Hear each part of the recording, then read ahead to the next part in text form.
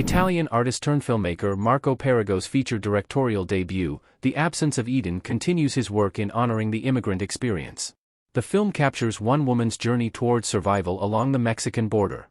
In parallel, the story offers a behind-the-scenes glimpse at Immigration and Customs Enforcement (ICE) through a conflicted agent who happens to be dating an immigrant. Together, their stories intersect when the life of an innocent young girl forces them to work together to find her and bring her to safety. Zoe Saldaña plays Esme, a private dancer at a Mexican club. During a dance session with a cartel member, she's forced to commit an act of violence to save herself from his attack. Fleeing her homeland for the United States, Esme has run-ins with ruthless coyotes, other undocumented immigrants, and a young mother-daughter duo.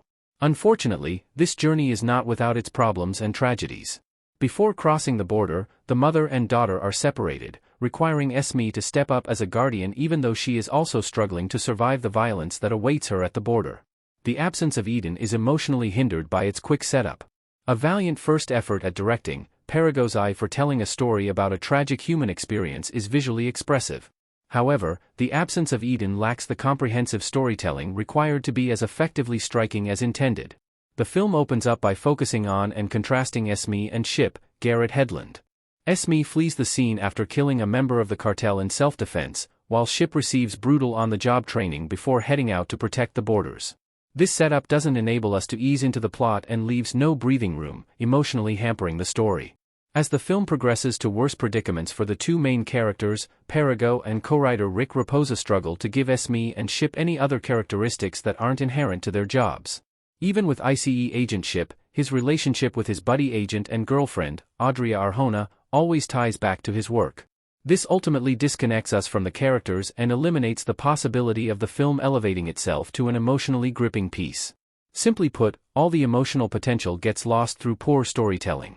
Ultimately, The Absence of Eden feels like a first draft. The Absence of Eden has splendid cinematography. Garrett Hedlund kisses the forehead of Adria Arjona in the Absence of Eden movie still. Despite the film not reaching its full potential, Perigo's feature includes gorgeous cinematography and landscapes to capture the beauty of the US/Mexico border despite being a hub for so much violence and tragic circumstances. This is where his artistic background shines the most.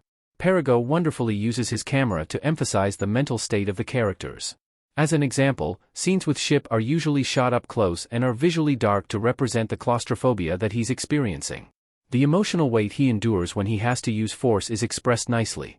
A decent feature debut, The Absence of Eden is a film that means well.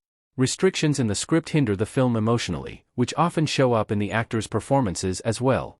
If there's anything to take away from this story about immigration, it's that immigrants endure far more than we could ever imagine.